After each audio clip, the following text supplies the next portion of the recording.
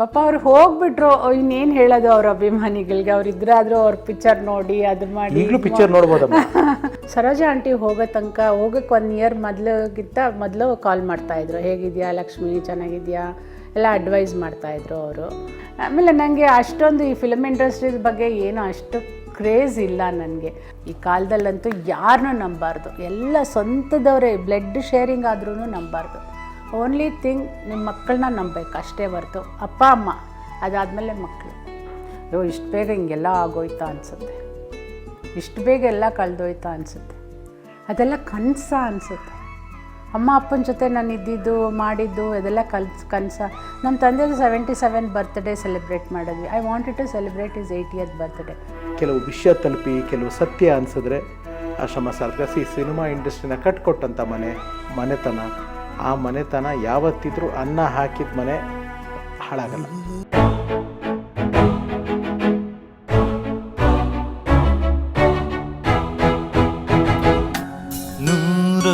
ನೂರೊಂದು ನೆನಪು. ಅವರಿದ್ದಿದ್ದು ನಿಮಗೆ ತುಂಬ ಧೈರ್ಯ ಆಯಿತು ಅಂತ ಕಾಣುತ್ತೆ, ಅವ್ರು ನಿಮ್ಮ ಜೊತೆಗಿದ್ದಿದ್ದು. ಹೌದು, ನಂದು ಹೇಳಿದ್ನಲ್ಲ, ಮದುವೆ ವರ್ಕೌಟ್ ಆಗಲಿಲ್ಲ. ಪಾಪ ತುಂಬ ಸಪೋರ್ಟ್ ಮಾಡಿದ್ರು. ಒಂದು ದಿವಸನೂ ಯಾವ ಥರ ಮಾತು ಹಾಡ್ತಾ ಇರಲಿಲ್ಲ. ಯಾಕೆ ಹಿಂಗೆ ಮಾಡ್ಕೊಂಡೆ, ಲವ್ ಮ್ಯಾರೇಜ್ ಮಾಡ್ಕೊಂಡಿದ್ದಲ್ವಾ, ಅದಕ್ಕೆ ನಮ್ಮ ಮಾತು ಕೇಳಿ ಯಾವುದು ಏನೂ ಅಂದಿಲ್ಲ. ಯಾವುದಕ್ಕೂ ಸಪೋರ್ಟ್ ಮಾಡೋರು. ಮತ್ತು ನಮ್ಮ ಹಸ್ಬೆಂಡ್ ಬಂದ್ರೂ ಚೆನ್ನಾಗಿ ಮಾತಾಡ್ಸೋರು, ಕೂತ್ಕೊಳ್ಳಿ ಕಾಫಿ ಕುಡೀರಿ ಅಂತೆಲ್ಲ ಹೇಳೋದು, ಎಲ್ಲ ಮಾಡೋದು, ಎಲ್ಲ ಮಾಡೋರು. ಯಾವ ಥರನೂ ಇದು ಮಾಡಲ್ಲ. ಈ ಮನೆಯಲ್ಲೂ ಸಾರ್ ಇದ್ರ, ತಮ್ಮ ಯಜಮಾನ್ರು ಇದ್ರ ನಿಮ್ಮ ಜೊತೆಗೆ ಇದ್ರ ಇಲ್ಲಿ ಈ ಮನೆಯಲ್ಲಿ? ಇಲ್ಲ ಇಲ್ಲ, ಯಾವತ್ತೋ 1 ನೈಟೋ 2 ನೈಟ್ಸೋ ಇದ್ದಾರೆ ಅಷ್ಟೇ. ಇದಕ್ಕೆ ಮುಂಚೆನೇ ಯು ಆರ್ ಸಪ್ರೇಟೆಡ್? ಹೌದು. Okay yes ma'am. ಸೊ ಸುದೀರ್ಘವಾಗಿ ಒಂದು ಆಲ್ಮೋಸ್ಟ್ 2 hours ಆಯಿತು ನೋಡಿ. 2 hour ನಮ್ಗೆ ಆಗಿದೆ ಗೊತ್ತಾಗಿಲ್ಲ. ನಿಮಗೆ ಕ್ಯಾಮ್ರಾ ಸ್ಟಾರ್ಟ್ ಆಗೋಕ್ಕೆ ಮುಂಚೆ ಅದೊಂದು ಆತಂಕ ಇದೆ, ಏನು ಮಾತಾಡ್ತೀನೋ ಅಂತ.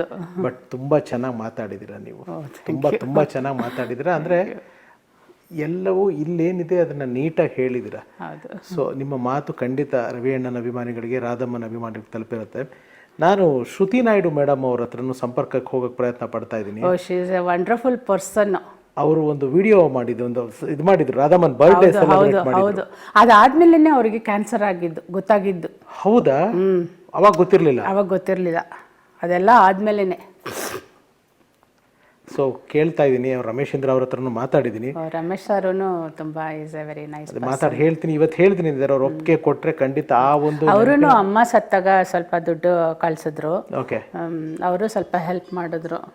ಮತ್ತು ಇವರು ಸಿದ್ದರಾಮಯ್ಯ ಅವರು ಅಪ್ಪ ಸತ್ತಾಗ ಸ್ಕ್ವಾಡ್ಸ್ ಕಳಿಸ್ತಾರಲ್ಲ, ಪೊಲೀಸ್ ಸ್ಕ್ವಾಡ್ಸ್, ಅದನ್ನೆಲ್ಲ ಕಳಿಸಿ ದಾರಿ ಎಲ್ಲ ಬಿಡೋ ಥರ ಮಾಡಿ, ಆ ವ್ಯಾನ್ ಪ್ರೋಟೋಕಾಲ್ ಮಾಡಿ, ಅದು ಇದರಲ್ಲಿ ಇಟ್ಟಿದ್ವಿ ಅಲ್ವಾ ನಾವು, ರವೀಂದ್ರ ಕಲಾಕ್ಷೇತ್ರ ಹಿಂದೆಗಡೆ ಇಟ್ಟಿದ್ವಲ್ಲ ಅಲ್ಲಿ.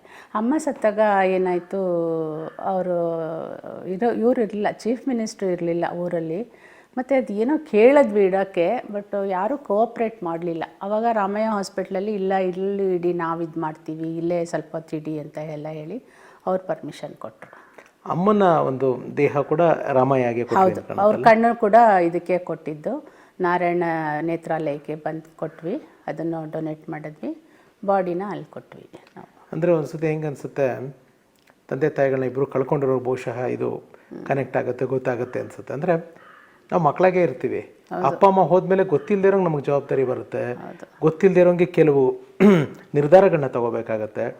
ನನಗೆ ಹಂಗೆ ಆಯ್ತಮ್ಮ. ಅಂದರೆ ಏನಂದರೆ ಅಪ್ಪ ಇದ್ದಾರೆ ಅಮ್ಮ ಇದ್ದಾರೆ ಅನ್ನೋದಿತ್ತು, ಹೋಗ್ಬಿಟ್ಟಾಗ ಯಾರೂ ಇಲ್ವಾ, ನಾವೇ ಆಗ್ಬಿಟ್ವಾ, ಇವಾಗ ನಮ್ಗೆ ಯಾರು ಹೇಳೋರು ಕೇಳೋರಿಲ್ವಾ, ಇದು ಒಂದು ತುಂಬ ತುಂಬ ತುಂಬ ಕಾಡಿತ್ತು. ನಾನು ಇವಾಗ ಈಗ 1 year 2 yearsಯಿಂದ ಸ್ವಲ್ಪ ಬಿಟ್ಟಿರೋದು ಅವ್ರ ಬಗ್ಗೆ ಸ್ವಲ್ಪ ಮಾತಾಡೋದು. ಅದಕ್ಕೆ ಮೊದಲು my father did like this, my mother did like that ಅಂದ್ಕೊಂಡು ಯಾವಾಗಲೂ ನಾನು ಒಂದು ಹೈಸ್ಕೂಲ್ ಫ್ರೆಂಡ್ಸು ರಿಯೂನಿಯನ್ ಆದ್ವಿ. ಆಫ್ಟರ್ 37 years ರಿಯೂನಿಯನ್ ಆದ್ವಿ ಸೆಂಟ್ ಜೋಸಫ್ ಅವರು. ಅವರೆಲ್ಲ ಅವರವರ ಇಂಡಿಪೆಂಡೆಂಟಾಗಿ ಮಾತಾಡ್ತಾರೆ. They never spoke about there parents. ನಾನು ಅಂದ್ಕೊಂಡು ನಾನೊಬ್ಬಳೇ ಮಾತಾಡ್ತಾ ಇರೋದು, ನಮ್ಮಮ್ಮ ನಮ್ಮಪ್ಪ ಅಂದ್ಕೊಂಡು ಅಂದ್ಬಿಟ್ಟು ಅವಾಗ ಸ್ವಲ್ಪ ಇದು ಮಾಡಿಕೊಂಡೆ ನಾನು. Yes ma'am. ಈ ಸತತ ಆಮೇಲೆ ಯಾರ ಮನೆಗೆ ಹೋದ್ರೂ ಅವ್ರೇನು how old is your father, how old is your mother, so nice ಅನ್ನೋದು. ಆಮೇಲೆ ನನಗನ್ನಿಸ್ತು ನಾನೇನಾದರೂ ಅನ್ನೋದವ್ರು ಬೇರೆ ಅರ್ಥದಲ್ಲಿ ತಿಳ್ಕೊಂಡು ಬಿಡ್ತಾರೋ ಏನೋ ಅಂದ್ಕೊಂಡು ಆಮೇಲೆ ಅದನ್ನು ನಿಲ್ಲಿಸ್ದೆ ಹೇಳೋದು ನಾನು. ಈ ಸತತ 2 ಗಂಟೆಗಳ ಕಾಲ ನಿಮ್ಮ ಜೊತೆ ಮಾತಾಡಿದ್ದು ಖಂಡಿತವಾಗ್ಲೂ ನನಗೆ ಯಾವುದೋ ನಿಮ್ಮನ್ನೊಂದು ಫಾರ್ಮಲಾಗಿ ಇಂಟರ್ವ್ಯೂ ಮಾಡ್ತಿದ್ದೀನಿ ಅಂತ ನನಗೆ ಅನಿಸ್ಲೇ ಇಲ್ಲ. ನಾನು ಕ್ಯಾಶುಯಲಾಗಿ ಮಾತಾಡ್ಕೊಂಡೋದೆ, ನೀವು ಅಷ್ಟೇ ಕ್ಯಾಶುಯಲಾಗಿ ಇನ್ನೂ ಜಾಸ್ತಿ ಪ್ರೀತಿಯಿಂದ ಮನಸ್ಸಿನ ಮಾತುಗಳನ್ನ ಹೇಳ್ಕೊಂಡೋದ್ರಿ.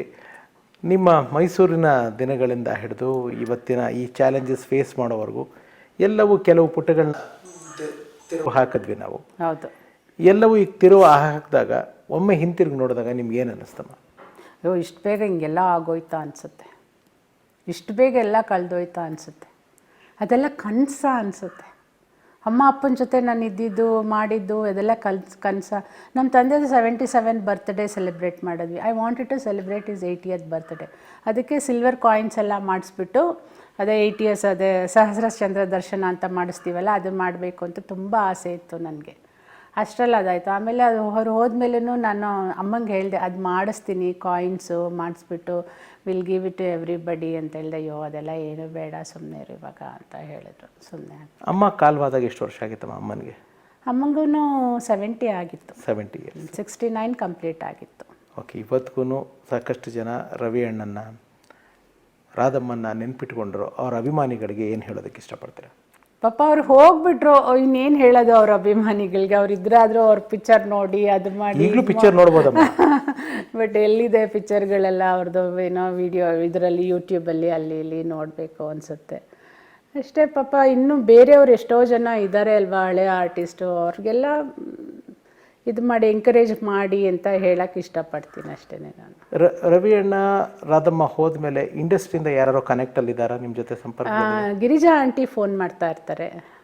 ಆಮೇಲೆ ಆಶಾಲತಾ ಅಂತೂ she's like a family member. Saroja aunty ಹೋಗೋಕ್ಕೆ 1 year ಮೊದಲು ಕಾಲ್ ಮಾಡ್ತಾಯಿದ್ರು. ಹೇಗಿದೆಯಾ ಲಕ್ಷ್ಮಿ, ಚೆನ್ನಾಗಿದೆಯಾ ಎಲ್ಲ ಅಡ್ವೈಸ್ ಮಾಡ್ತಾಯಿದ್ರು ಅವರು. ಆಂಟಿ ಅಂದರೆ ಆಂಟಿ ಅನ್ಬೇಡ ಅಮ್ಮ ಅನ್ನು, ಆಂಟಿ ಅಂದರೆ ಪಕ್ಕದ ಮನೆಯವ್ರ ಥರ ಅನಿಸುತ್ತೆ ನನಗೆ ಅಂತೆಲ್ಲ ಅನ್ನೋರು. She was very nice. ಆಮೇಲೆ ಹೇಮಾ ಚೌಧರಿ 1-2-3 ಸತಿ ಕಾಂಟ್ಯಾಕ್ಟ್ ಮಾಡಿದ್ರು. ಅದಾದಮೇಲೆ ಯಾರೂ ಇಲ್ಲ.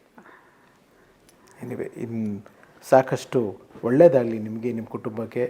ನನಗಂತೂ ಬಹಳ ಖುಷಿ ಆಯಿತು ತಮ್ಮ ಜೊತೆ ಮಾತಾಡಿದ್ದು. ನಿಮಗೆ ನನ್ನ ಜೊತೆ ಮಾತಾಡಿದ್ದೇನೆ. ಸೇಮ್ ಇಯರ್ ನನಗೂ ಭಾಳ ಖುಷಿ ಆಯಿತು. ಆ್ಯಕ್ಚುಲಿ ಅಂದರೆ ನಾನು ಯಾವುದೋ ಇಂಟರ್ವ್ಯೂ ಕ್ಯಾಮ್ರಾ ಯಾವತ್ತೂ ನಾನು ಫೇಸ್ ಮಾಡಿಲ್ಲ, ಏನೂ ಇಲ್ಲ. ಏನೋ ಸ್ವಲ್ಪ ಹೊತ್ತು ಕೂತ್ಕೊಂಡ್ರೆ ಅವ್ರ ಪಕ್ಕ ಒಂದು ಸ್ವಲ್ಪ ಹೊತ್ತು ಕೂತ್ಕೊಂಡು ಆಮೇಲೆ ಎದ್ದು ಹೋಗ್ಬಿಡ್ತಾಯಿದ್ವಿ. ಬಿಕಾಸ್ ನಮ್ಗೆ ಯಾವುದೋ ಇಷ್ಟನೂ ಇರಲಿಲ್ಲ. ಆಮೇಲೆ ನನಗೆ ಅಷ್ಟೊಂದು ಈ ಫಿಲ್ಮ್ ಇಂಡಸ್ಟ್ರೀಸ್ ಬಗ್ಗೆ ಏನೋ ಅಷ್ಟು ಕ್ರೇಜ್ ಇಲ್ಲ ನನಗೆ. ಅವ್ರನ್ನ ಆರ್ಟಿಸ್ಟ್ನ ಮೀಟ್ ಮಾಡಬೇಕು, ಅವ್ರ ಜೊತೆ ಫೋಟೋ ತೆಗೆದು ಅದೆಲ್ಲ ಏನೂ ಇಲ್ಲ. ಬಂದರೆ ದೂರದಿಂದ ನೋಡ್ತಾ ಇದ್ದೆ, ಅಪ್ರಿಷಿಯೇಟ್ ಮಾಡ್ತಾಯಿದ್ವಿ, ಎಲ್ಲ ಮಾಡ್ತಾಯಿದ್ವಿ. ಅದು ಬಿಟ್ಟರೆ ಬೇರೆ ಥರ ನನಗೆ ಇದು ಇಲ್ಲ. ಇವಾಗ ಯಾರೋ ಅವ್ರ ಜೊತೆ ಫೋಟೋ ತೆಗೆಸ್ಕೊಂಬಿಟ್ವ, ಎಲ್ಲ ಏನು ಪ್ರಯೋಜನ ಅವ್ರ ಜೊತೆ ಫೋಟೋ ತೆಗೆಸ್ಕೊಂಡು? ನಾವು ಅವ್ರನ್ನ ನೆನೆಸ್ಕೋಬೇಕು, ಅವ್ರು ನಮ್ಮನ್ನು ನೆನೆಸ್ಕೋತಾರ? ಖಂಡಿತ ನೆನೆಸ್ಕೊಳ್ಳಲ್ಲ. ಅದಕ್ಕೆ ಯಾಕೆ ಅದ್ರ ಬದಲು ಒಂದು ಒಳ್ಳೆ ಫ್ರೆಂಡ್ ಜೊತೆ ಒಂದು ಫೋಟೋ ತೆಗೆಸ್ಕೊಂಡು ಬೇಕಾದ್ರೆ ಒಂದು ಫ್ರೇಮ್ ಹಾಕಿ ಇಡೋ, ಚೆನ್ನಾಗಿರುತ್ತೆ. ಅದು ಬಿಟ್ಲು ಯಾರ್ಯಾರ್ದೋ ಜೊತೆ ಅದು ಅಲ್ಲ, ನಿಮ್ಗೆ ಏನು ಅನ್ಸುತ್ತೋ ಗೊತ್ತಿಲ್ಲ. ನನ್ನ ಇಂಟೆನ್ಷನ್ ಅಷ್ಟೇ, ಇನ್ನೇನೂ ಇಲ್ಲ. ಆ್ಯಂಡ್ ಈ ರೀತಿ ಕೆಲವು ಸಮಾಜದ ಕೆಲವು ವ್ಯಕ್ತಿಗಳ ಮೋಸಕ್ಕೆ ಸಿಲುಕಿದವ್ರಿಗೆ ಅಪ್ಪ ಅಮ್ಮ ಒಬ್ಬರೇ ಮಗಳು, ನೀವು ನಾನು ಒಬ್ಬನೇ ಮಗ, ಈ ರೀತಿ ನಮ್ಮಂಥ ಅಣ್ಣ ತಮ್ಮ ಅಕ್ಕ ತಂಗಿ ಯಾರು ಇಲ್ಲದೆ ಇರೋರು, ತಂದೆ ತಾಯಿನ ಕಳ್ಕೊಂಡ್ಬಿಟ್ಟವ್ರಿಗೆ, ಹಾಗೆ ಈ ಒಂದು ಪ್ರಪಂಚದಲ್ಲಿ ಎಲ್ಲರೂ ನಮ್ಮವರು ಅಂದ್ಕೊಂಡು ಸಡನ್ನಾಗಿ ಯಾರೂ ಇಲ್ಲ ಅಂತ ಆದಾಗ ಸಂದರ್ಭದಲ್ಲಿ ಇರೋರಿಗೆ ನಿಮ್ಮ ಅನುಭವದಲ್ಲಿ ಒಂದು ಕಿವಿ ಮಾತೇನು ಹೇಳೋದಕ್ಕೆ ಇಷ್ಟಪಡ್ತೀನಿ? ಆ್ಯಕ್ಚುಲಿ ಯಾರನ್ನೂ ನಂಬಾರ್ದು. ಈ ಕಾಲದಲ್ಲಂತೂ ಯಾರನ್ನೂ ನಂಬಾರ್ದು. ಎಲ್ಲ ಸ್ವಂತದವರೇ, ಬ್ಲಡ್ ಶೇರಿಂಗ್ ಆದ್ರೂ ನಂಬಾರ್ದು. ಓನ್ಲಿ ಥಿಂಗ್ ನಿಮ್ಮ ಮಕ್ಕಳನ್ನ ನಂಬಬೇಕು ಅಷ್ಟೇ ಹೊರ್ತು ಅಪ್ಪ ಅಮ್ಮ, ಅದಾದಮೇಲೆ ಮಕ್ಕಳು ಅಷ್ಟೇ. ಅದು ಬಿಟ್ಟರೆ ಇನ್ಯಾರೂ ಇಲ್ಲ. ಅದರಲ್ಲೂ ಒಂದೇ ಮಕ್ಕಳಾದರೆ ಅವ್ರಿಗೆ ಸ್ವಲ್ಪ ಮಿಡಿಯುತ್ತೆ. ಇಬ್ಬರೇ ಆಗಿಬಿಟ್ರೆ ಅದರಲ್ಲೂ ಶೇರಿಂಗ್ ಆಗಿಬಿಡುತ್ತೆ. ನಾವು ಶೇರಿಂಗ್ ಮಾಡಿರಲ್ಲ ಅವ್ರಿಗೆ, ಬಟ್ ಅವರು ನಮ್ಮ ಜೊತೆ ಶೇರಿಂಗ್ ಮಾಡ್ಕೊಂಡು ಬಿಡ್ತಾರೆ. ನಾವು ಕೇರಿಂಗ್ ಮಾಡಿರ್ತೀವಿ, ಶೇರಿಂಗ್ ಮಾಡಿಬಿಡ್ತಾರೆ. ಅದೇ ಕರೆಕ್ಟ್, ಎಕ್ಸಾಕ್ಟ್ಲಿ ಅಷ್ಟೇ. ಈಗ ಒಬ್ಬರೇ ಆಗಿಬಿಟ್ರೆ ಅವ್ರಿಗೆ ನಂಬಿಟ್ರೆ ಯಾರೂ ಇಲ್ಲ, ನಮ್ಗೆ ಅವ್ರನ್ನ ಬಿಟ್ಟರೆ ಇನ್ಯಾರೂ ಇಲ್ಲ. ಸೊ ಅದರಿಂದ ಅದೊಂದು ಚೆನ್ನಾಗಿ ಬ್ಯಾಲೆನ್ಸ್ ಆಗುತ್ತೆ.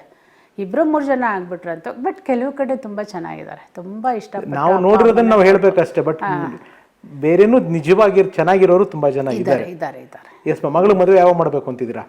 ಅವಳೆಲ್ಲ ಒಪ್ಕೊಂಡ್ರೆ ನೆಕ್ಸ್ಟ್ ಇಯರ್ ಮಾಡಬೇಕು ಅಂತ ಇದ್ದೀನಿ. ಮದುವೆ ನಮ್ಮನ್ನು ಕರಿಬೇಕು ಖಂಡಿತ. ಇಲ್ಲೇ ಇದೇ ಮನೇಲೇ ಬರಬೇಕು. 100% ಅದು. ಸೊ ಥ್ಯಾಂಕ್ ಯು ಮಾ, ನಿಮ್ಮ ಸಮಯಕ್ಕೆ, ನಿಮ್ಮ ಇಷ್ಟು ಪ್ರೀತಿಯ ಮಾತುಗಳಿಗೆ. ಒಂದು 2 hours ಟೈಮ್ ತೊಗೊಂಡೆ ನಿಮ್ಮದು.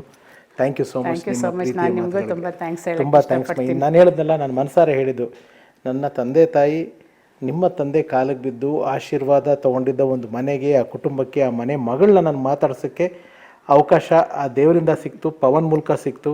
ಎಲ್ಲೋ ನಿಮ್ಮ ತಂದೆ ತಾಯಿ ಕರ್ಸ್ಕೊಂಡಿದ್ದಾರೆ ನನ್ನನ್ನು ಮಾತಾಡ್ಸೋದಕ್ಕೆ ಅನ್ನೋದನ್ನು ನಾನು ನಂಬ್ತೀನಿ. ಥ್ಯಾಂಕ್ ಯು ನಮ್ಮಂಥವ್ರನ್ನ ಕರೆದು ಈ ಅವಕಾಶ ಕೊಟ್ಟಿದ್ದಕ್ಕೆ ತುಂಬ ಥ್ಯಾಂಕ್ಸ್. ನೀವು ಅದು ಪದೇ ಪದೇ ಹೇಳಬೇಡಿ, ನಾನು ನಿಮಗೆ ತುಂಬ ಥ್ಯಾಂಕ್ಸ್ ಹೇಳಬೇಕು. Thank you.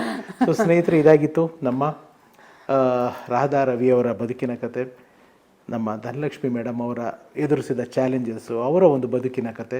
ಸೊ ಇದು ನೋಡೋರಿಗೆ ಕೆಲವು ವಿಷಯ ತಲುಪಿ ಕೆಲವು ಸತ್ಯ ಅನಿಸಿದ್ರೆ ಆ ಶ್ರಮ ಸಾರ್ಥಕ. ಸಿನಿಮಾ ಇಂಡಸ್ಟ್ರಿನ ಕಟ್ಕೊಟ್ಟಂಥ ಮನೆತನ, ಆ ಮನೆತನ ಯಾವತ್ತಿದ್ರೂ ಅನ್ನ ಹಾಕಿದ ಮನೆ ಹಾಳಾಗಲ್ಲ, ಚೆನ್ನಾಗಿರುತ್ತೆ, ಇನ್ನೂ ಚೆನ್ನಾಗಿರ್ತಾರೆ ಅನ್ನೋದು ನಮ್ಮ ಎಲ್ಲರ ಹಾರೈಕೆ ಅಂತ ತಿಳಿಸ್ತಾ ಸರಣಿನಲ್ಲಿ ಮುಕ್ತಾಯ ಮಾಡ್ತಾಯಿದ್ದೀನಿ. ನಿಮಗೆಲ್ಲ ಗೊತ್ತು, ಈ ಕಾರ್ಯಕ್ರಮ ಮಾಡಬೇಕಾದ್ರೆ ನಿಮ್ಮ ರಘುರಾಮ್ ಮುಖಕ್ಕೆ ಬಣ್ಣ ಹಚ್ಚಲ್ಲ, ಬಣ್ಣದ ಮಾತಾಡಲ್ಲ. ಆದರೆ ನಮ್ಮ ಬಣ್ಣದ ಲೋಕ ಕಟ್ಟಿಕೊಟ್ಟಿರುವ ದಿಗ್ಗಜರನ್ನ, ಆ ದಿಗ್ಗಜರ ಕುಟುಂಬವನ್ನು, ಅವರ ಜೀವನದ ಕಥೆಯನ್ನು ಎಲ್ಲೇ ಇರಲಿ ಹೋಗಿ ಹುಡುಕಿ ಹೆಕ್ಕಿ ಅವರ ಜೀವನದ ಕಥೆಯನ್ನು ನಿಮ್ಮ ಮುಂದೆ ದಾಖಲಿಸೋದು ಮರಲ್ಲ ಅಂತ ಹೇಳ್ತಾ ಇಲ್ಲಿಗೆ ಕಾರ್ಯಕ್ರಮ ಮುಕ್ತಾಯ ಮಾಡ್ತಾಯಿದ್ದೀನಿ. ಎಲ್ರಿಗೂ ಒಳ್ಳೆಯದಾಗಲಿ, ಸರ್ವೇ ಜನ ಸುಖಿನೋ ಭವಂತು. ನಾನು ನಿಮ್ಮ ರಘುರಾಮ್. Love you all. ನಮಸ್ಕಾರ.